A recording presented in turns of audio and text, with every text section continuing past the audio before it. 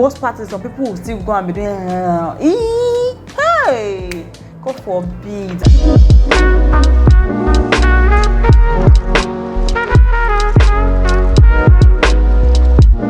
Hey guys, welcome back to my channel. My name is Demo. If this is your first time here, thank you so much for coming. I do hope you enjoyed this video, and if you're a returning subscriber, thank you for always staying with me. Don't forget to give this video a thumbs up and subscribe to my channel if you haven't already done so. You guys know how much I enjoy coming to sit down and chit chat with you. So today's topic is actually quite serious, because I was having a conversation with my sister recently, and she was talking about how when you're dating somebody, you have to be able to ask the person questions and know what the person, how the person thinks and the person stands towards certain things. So I was able to come up with a couple of questions. I think I actually even did a question tag on Instagram sometime last year, but I never got around to shooting this video. But then this question that I came up with were they're questions that I normally just ask somebody randomly. They're not necessarily first date questions, but they're questions that I think that are important when you first meet somebody, when you first meet a guy and you think you guys are kicking things off, I'm going to just get right into it.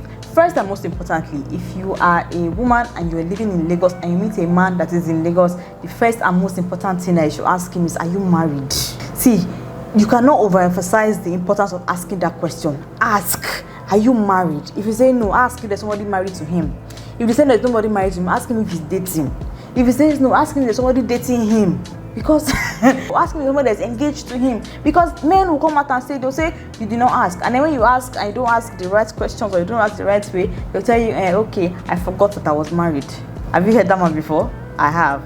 For the sake of your own sanity and for the sake of your breakfast that you don't want to chop, that I don't want you to chop, my sister, ask these questions and ask them one by one. Don't just ask, don't ask vaguely. Be very straightforward without letting him answer yes or no. If there's a but, if there's hesitation, run for your life. You're welcome. In this Nigeria, it's also very important that you ask, do you usually take it from behind? I'm not judging anybody. I'm not saying it's bad, I'm not saying it's good, but there are some of us that we're not particularly okay sharing our men with other men. So it's important, if you're one of us, it's important to ask this man if you do usually take it from the back, or maybe if you usually give it to other men from the back also, if he's attracted to other men. So there are people that are bisexual, there are women too that are bisexual, that are okay with stuff like that. There are people that are in open marriages, they're okay with those things. But me, I am not. And I don't know if you are. So if you are not, to ask the question, because you don't want to be 6 months, 1 year into a relationship and then somebody would be like, oh, you didn't ask me, but I'm bi. You are bi. Carry your bi to the front. I personally, it's a deal breaker for me. I don't want to share my man with another. It's bad enough that women are sharing men are sharing men with other women. I do not want to be one of those people that will be sharing their men with other men. So you leave all this breast, you leave all this, hey God, honestly, I'm not judging, but I'd rather not. So if you're one of those people that rather not also, it's very important that you ask this question.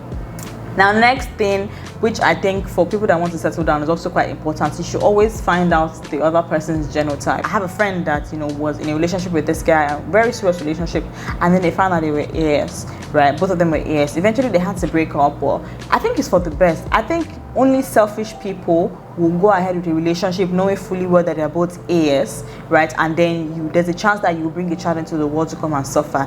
Yes, you might think that, oh, we can handle it and whatnot, but at the end of the day, you're not the one actually in pain. So it's very selfish of you to actually go into a relationship or go into a marriage with somebody that you're both AS. It's not fair on the child you're going to bring to the world. Now, I'm not talking to us AAs. We are God's favorites. We can't relate. We can date or marry anybody that we feel like. So if you know that you're AC, SS, AS, you need to have these conversations with a potential partner, because you don't want to be 6 months, 1 year into a relationship and then you find out that this person is AS and then you cannot go further. It's more devastating. So you should just find out as early as possible, so you know whether to take the relationship or to even be catching feelings in the first place or not. Now, furthermore, I think it's important to raise scenarios such as rape, domestic violence, feminism, religion with your potential partner. These questions are not, they're not straightforward questions. They're questions that you you know, we have to have scenarios to be able to put them into perspective, you know. So, you know, a lot of crazy things are happening these days, so you guys can just bring that up as a conversation, and then you think about, and you'll be able to see how this other person thinks about domestic violence, what the person thinks about rape. There are men out there that think that they have a right to their wives or their girlfriends' bodies. You know, that kind of man is probably, what's that thing that they call it, enabler. Yeah, just that person is there's a chance that person is a rape enabler, because if you think that you have a right to someone else's body, I'm sorry, something is wrong somewhere. So conversations like that. I used to date somebody that was so traditional, and he said that, you know, his wife has to be the one to cook all his meals. Like, he's not going to eat from a maid or a cook. So once he's married, it has to be his wife that will cook all his meals. Now, I want to cook for my husband, but I don't want to cook every day. It's not every day. I don't really enjoy cooking that much. It's not every day I feel like cooking. So if I'm married to this kind of guy, it's going to be a problem if he cannot compromise. You know, I can make a compromise and be like, okay, I'm going to cook as often as I can. But on days when I don't feel like cooking, he has to be okay with, you know, eating out or eating from a maid or a cook or whatnot. I want to have a cook, I'm sorry, but I'm going to have a cook. So that kind of situation, I already knew that, okay, this was a problem. So if you have conversations like this with the person at the early stages of your relationship, it is, you know, it's easier to just manage it, so you know whether you want to take it further. It's not like when you're already in love with this person, you're not realizing that really you it's not be harder for you to come out of the relationship at that time. So I think it's really important that you bring up such, you know, situations, such scenarios. You know, there's a lot of things happening in the world these days, so you can just send some Instagram posts, some news, and just have like an insight as to what the person thinks about that. So that's how you know this person stand. Do you get me? I also think another really important question is, if money weren't a problem, what would you be doing? Now, I like to ask this question because I feel like it just gives me an insight into the person's passions, person's values. You know, somebody that, if money weren't a problem, you'd probably not be doing anything with your life. Then you know that this person has the potential to be lazy normally. Me, if money weren't a problem, this is what I'd be doing. Like, I'd literally be sitting in front of the camera every day, and I'll be talking to the camera. Like, not as if I'm making that much money from it right now, but then I'm still hoping to make money from it, and that's what I'll be doing in my life. But because I'm not making as much money, that's why I have a 9 to 5. That's why I have side hustles that I'm doing. That's why I'm doing jama up and down. But if I did not have to bother about money at all, I will not be doing all of that. I'll be focused on this because this is my passion. It just gives you like a window to be able to pick the person's brain and be able to see into the person's brain, like, okay, what does this person normally like? If person is a lazy person, if somebody that is passionate, somebody that is, you know, adventurous, somebody that wants to explore, you know, it just gives you like that unusual window into the person's heart and mind. Okay? You see I'm smart, Abby. You see I'm smart. Think about it. If you think about it, you know that I'm a very, very smart person. Last but not least, this one is actually very, very, very, very, very, very, very, very, very important. I think it's even the first thing. After you ask the person, what's your name? The next thing I should ask the person is, sorry, do you usually use tissue or use water? If it's only tissue that you are using, something is wrong with your head. I'm not even imposing on anybody. You can be doing whatever you want to do. If you like use paper, I don't care. If you like use leaf, I don't care. But don't come near me with that.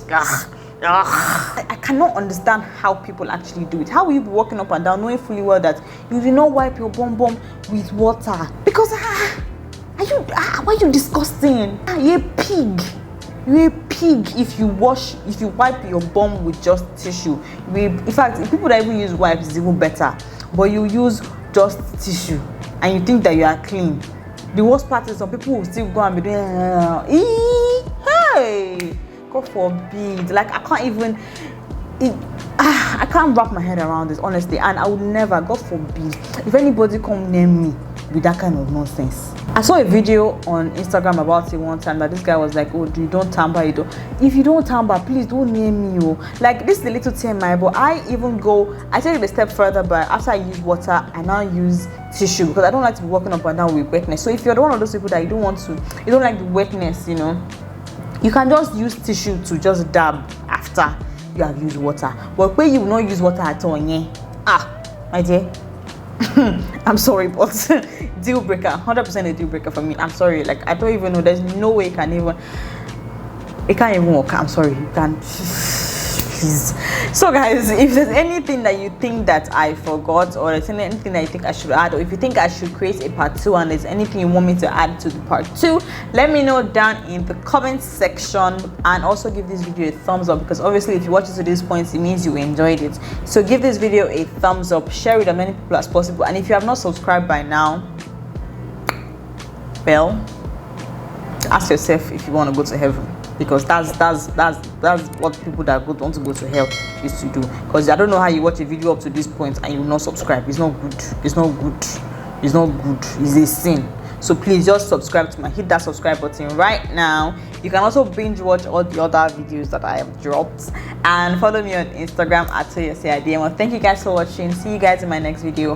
Bye.